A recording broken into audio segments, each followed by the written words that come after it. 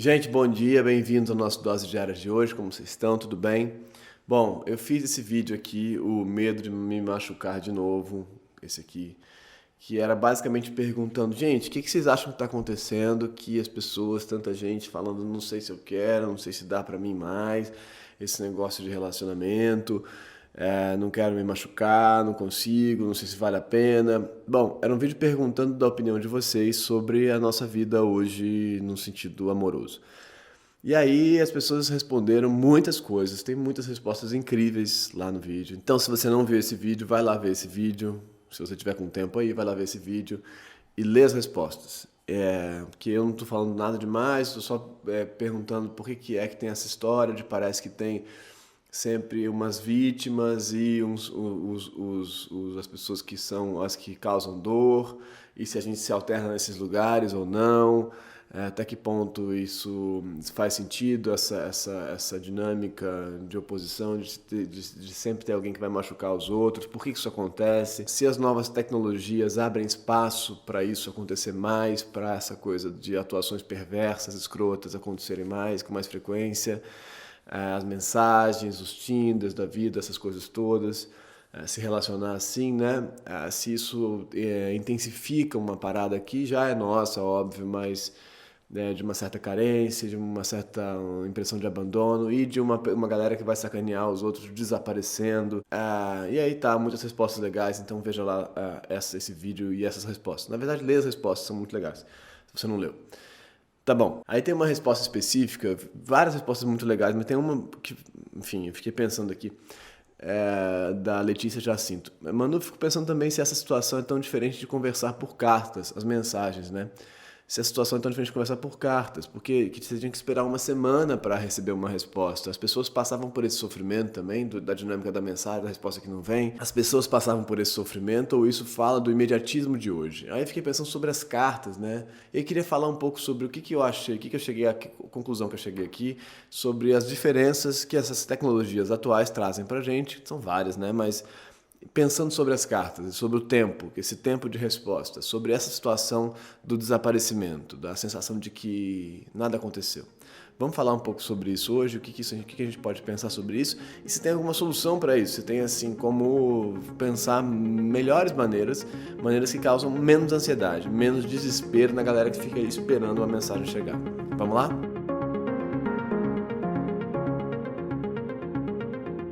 Bom, eu recebo muitos textos de pessoas que estão voltando ao mercado, assim, por assim dizer, a expressão que a galera usa várias vezes. Que é mais ou menos assim. Então eu tive casado ou casada por 10 anos, e aí me separei, e aí muito traumático ou não, ou queria me separar mesmo ou não, ou ele desapareceu, ou ela, sei lá o que e tal. Muito terrível ou menos terrível, mas de qualquer forma, então estou voltando ao mercado.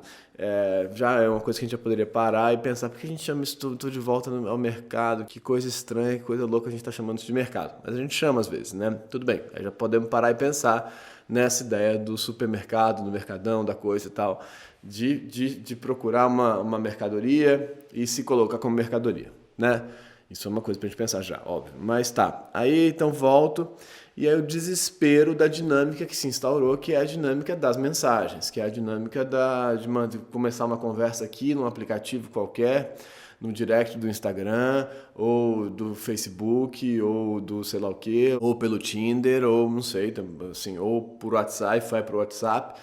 E aí tem essa coisa de repente a pessoa, a gente estava indo, falando, e aí eu mandei uma coisa e uma semana depois ele respondeu. Uma semana depois. Como se não fosse nada, não respondeu mais. Ou simplesmente não respondeu nunca mais. Que desespero, cara, que desespero. E é desesperador mesmo, só de pensar eu já fico ansioso. E aí fiquei pensando nas cartas, aí fiquei conversando isso aqui em casa, pensando sobre as cartas e pensando o que era eu escrever uma carta. E tem alguns, eu escrevi cartas e recebi cartas na vida, acho que muita gente aqui também, mas não tantas, né? Não tantas. Mas lembro de alguns livros de romances epistolares, que são romances de cartas, que marcaram o sofrimento do jovem Werther. Um exemplo mais clássico assim de um romance por cartas, né? Que lida com esse material do Goethe, que quem não leu e quiser passar por esse sofrimento, é muito interessante o livro. e um outro que é a Nação Crioula do Agualusa, que também que é bonito também, essa situação das cartas. Tem vários, né? Mas dois que eu lembrei. E eu fiquei pensando sobre as cartas. Eu vou botar na descrição esses livros aí. E aí eu fiquei pensando nas cartas. No que é escrever uma carta? Escrever uma carta é um investimento naquele momento de escrita, né? Você vai, você senta, você escreve, você escreve, e aquilo vai viajar, sei lá, atravessar um oceano, vai levar uma semana, um mês para chegar lá e tal, e aí a pessoa vai ler aquilo, ela vai ter aquele momento de ler aquilo, aquilo vai chegar para ela, e ela vai abrir aquela carta, e ela vai sentar, e ela vai abrir com aquele negócio, como é que ela vai abrir aquela carta, como é que ela vai fazer, e ela vai sentar aquela carta que é uma partilha de um sentimento de uma outra pessoa ali, né? É uma declaração. Meus pais, por exemplo, trocaram cartas. Meu pai foi exilado e tal, década de 1970, 69, 70. E minha mãe ficou aqui e eles trocaram cartas por um tempo, para que ela então fosse para lá se casar com ele. Por exemplo, só uma história, né? Eles se comunicaram por cartas, então tinha isso e combinaram a ida dela para lá, para a Inglaterra, onde ele estava, para que eles se casassem lá por cartas. É uma coisa que hoje em dia não tem, essa força desse investimento da escrita não está dado. Várias vezes quando a gente escreve uma mensagem ou um e-mail, por exemplo, quando a gente escreve e faz uma concentração de investimento, de sentimento, de colocação, de partilha de si ali naquela história, de partilha de um conteúdo afetivo ali, a gente manda e no instante seguinte tem o que já passa a operar, pelo menos em mim, será que ele já leu? Será que ela já leu? Será que vai receber? Será que foi? Será que caiu? Será que não caiu no spam? Será que não foi? Por que não visualizou? E aí a gente já está no instante seguinte experimentando uma neurose do recebimento ou não. Por que isso acontece, né? Por quê? Aí tem algumas diferenças, eu acho, entre as cartas e as mensagens ou os e-mails, né? O e-mail ainda é um pouco mais próximo, mas ainda assim, o e-mail, o tempo de e-mail do e-mail e da mensagem é um tempo automático, né? Ele chega naquela hora. Ele chegou naquela hora. Se a pessoa vai responder hoje ou se ela vai responder daqui a um mês, não tem a ver com o tempo de chegada. Não tem nada a ver com o tempo de chegada. Isso é uma coisa, né? É uma outra situação. Eu ainda acho que o e-mail é possível, você pensar nele um pouco como uma carta, com investimento, um texto, investimento e tal.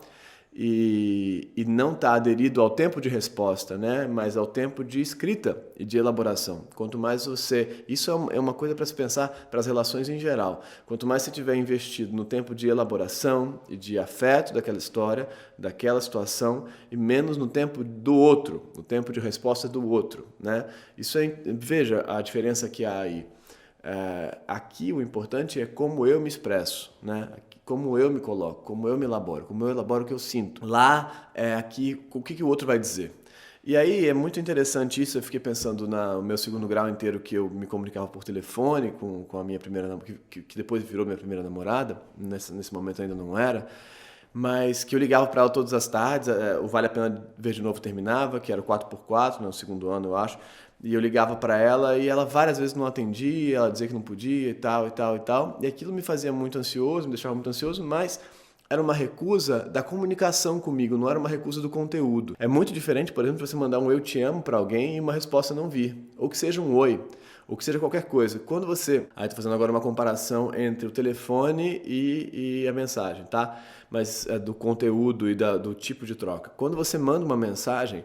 E a resposta não vem, o que está sendo recusado não é a comunicação com você. A pessoa não me atendeu, não estava no silencioso, não quis atender, não pôde e tal. Não é isso. O que está sendo recusado é o conteúdo, que a pessoa já viu, que já está lá. E aí entra as outras neuroses adjacentes das setinhas azuis do WhatsApp ou não, e tal, visualizado ou não, tudo isso que pode saber ou não saber. E aí a pessoa viu e não respondeu, ou será que ela viu e não respondeu, ou será que ela quis não responder? Mas a recusa, nesse caso... é do conteúdo. É o conteúdo que está sendo recusado, não é a tentativa de comunicação, é totalmente diferente. Você ligar para alguém e alguém não atender é totalmente diferente de você mandar um eu te amo para alguém e alguém não responder. É o eu te amo que está sendo recusado nesse caso, não é a tentativa de comunicação. É muito mais terrível para alguém que está numa situação de ansiedade, insegurança, abandono ou sei lá o quê, para pessoas que têm essa tendência a entrar nesse campo de neurose, que somos tipo todos nós, ou quase todos nós, isso é muito mais ansiogênico, é muito pior, né? É muito pior. E, bom, isso é uma coisa da história, né? E aí você vai somando a isso situações de repente, você está trocando mensagens, e aquilo é interrompido, o que no telefone não é possível. No telefone você tem o tempo é o tempo da fala, da vocalização e da resposta. Se o outro não responde, você fala, oi, você está aí? Está me ouvindo? Caiu? Aconteceu alguma coisa? Na mensagem, não. É o tempo de controle do outro. Ele leu e fala, agora eu não vou responder. E aí o mundo pode atravessar isso de várias formas, atravessar esse outro, algo de mais interessante ou mais que produza mais desejo, que pode ser qualquer coisa, pode atravessar a sua frente, nesse momento do mercado, do mercadão, você estava ali, mas de repente passou uma outra coisa ali, uma oferta relâmpago ali, uma promoção de leve 3, pague 2, sei lá. E aí você saiu daquele produto que você estava e foi aqui para um outro produto. E aí, de repente, uma troca de mensagem que estava com intervalo de diálogo, de fato, virou outra coisa, sumiu, desapareceu. E aí foi interrompido, porque esse sujeito pode ter esse controle de fazer isso, que no telefone não pode. Então isso dá espaço para sofrimento, para quem fica esperando, ansiedade, e dá espaço para perversidade, para sacanagem, para escrotidão do lado de lá de quem tem que falar, agora eu posso fazer isso, eu vou deixar essa pessoa esperando, eu vou deixar porque eu quero, ou porque eu não me importo, ou porque sei lá o que, por milhares de razões, ou porque realmente aconteceu alguma coisa, sei lá. Mas isso viabiliza essa situação. Então é como se essa tecnologia nova, ela viabilizasse uma atuação mais escrota. Ela dá espaço para isso. Não é que não existiam pessoas escrotas no mundo ou que a gente não atuasse de maneiras escrotas no mundo antes, né? Não é isso, mas é que agora a gente tem uma ferramenta mais adequada a isso, mais adequada à ansiogênese de um lado e à escrotidão de outro. E é muito interessante de pensar, e aí você volta lá para o Freud, de pensar que a quantidade de vezes que a gente uma história, por exemplo, de uma criança que vai no dentista e aí tem aquele negócio de enfiar na boca e tal, o dentista ou um médico de garganta, não lembro mais, mas de enfiar na boca, a coisa de abrir, porque o Martim fez isso, passou por isso no médico de garganta. E aí enfia aquela coisa na garganta e aquela coisa. E aí essa mesma criança que passa por esse sofrimento volta para casa e faz a mesma coisa com o irmãozinho mais novo, brincando. Mas aí então ele passou da situação de passivo, de receber aquela violência, para atuar, para ativo daquela violência. Só que então ele se apropriou da violência. E acho que várias vezes a gente faz isso. A gente se apropria da violência, né? A gente fala, se é violento, é melhor eu ficar na situação de ativo e não de passivo. Se é violento esse mundo que a gente está vivendo, se é um mundo de abandono e de dominação e de poder, de falar, eu posso te abandonar aqui, eu posso não responder, é melhor que eu seja o que abandona do que o que é abandonado. Em certo sentido, entende o que eu quero dizer? Sim, a gente faz essas passagens, eu acho, do passivo para o ativo, para a atuação do abandono, para atuar ou abandonar o outro. Então, essas tecnologias parecem viabilizar isso. Então, você tem um sofrimento muito maior quando o seu conteúdo é recusado, você tem uma possibilidade muito maior de recusa, de desconexão, porque você pode simplesmente parar, então são duas coisas que já são muito mais terríveis, e você tem essa vontade de fazer, eu quero me colocar na situação se é de sofrimento, deixa eu então fazer sofrimento, talvez seja melhor do que ficar sofrendo. Acho que muita gente me escreve dizendo isso. Então eu passei a fazer isso, eu fiz isso, fiz a mesma coisa, me percebi fazendo isso porque é para tentar reagir, para tentar não ficar na situação de vítima o tempo inteiro. E aí de vítima você vira vilão, e aí a gente vai para isso. Então, só voltando, muito diferente da ideia da carta, que tem um investimento de partilha, né? Não investimento na resposta do outro. Então, se a gente pensar que essa definição da neurose, especialmente da histeria, né, como a identificação do seu desejo com o desejo do outro, né? Então, o que importa é o desejo do outro, o que o outro me vê, o que o outro sente, o que o outro sabe de mim, o que o outro deseja de mim mesmo. A situação da mensagem é um investimento direto nisso, né? É falar, mandei agora, mandei agora. Mandei e agora, falei e agora. Aí você passa horas pensando na mensagem ideal, mesmo que seja uma mensagem super sintética, tipo oi, né? Pode ser um oi, só que o oi não volta. E aí tudo aquilo virou automaticamente um bolo de ansiedade do que o outro vai responder. é centralizar no outro, é dar para o outro o poder sempre, né? E aí quando a bola volta para mim, né? Quando a bola chega em mim, eu falo, agora eu vou segurar esse poder aqui comigo. Agora eu vou segurar essa bola aqui e vou ver o que eu faço com essa resposta. Porque eu não vou entrar nesse negócio de dar de volta a bola para essa pessoa. Vou segurar comigo aqui o máximo que eu puder. Porque não dá, porque é desesperador. Então são muitos investimentos neurotizantes assim que essa tecnologia traz, que a gente tem que perceber que ela traz, que é muito diferente do telefone, que tem um tempo real, que você pode... o outro está lá, né? Mesmo que não esteja em presença e tal, mas ele está lá. Você está ouvindo uma respiração. A temporalidade que existe aqui é a temporalidade que existe lá. Não é uma temporalidade interrompida. E é engraçado que pode ser interrompida por milhares de razões, né? E é engraçado que a gente fala, não, mas então esses tempos líquidos do Bauman e tal e tal. E muitas pessoas disseram também, tudo que não tem nesse tempo líquido, no amor líquido, é fluidez. Não é fluido. Tudo que não é fluido, não há nada fluindo. Não tem nada, não fluiu, nada fluiu, não tem fluxo. O que tem é interrupção, abandono, ansiedade, demanda. É isso que acontece com essa máquina que pode ser interrompida em função do seu desejo, do seu interesse e tal.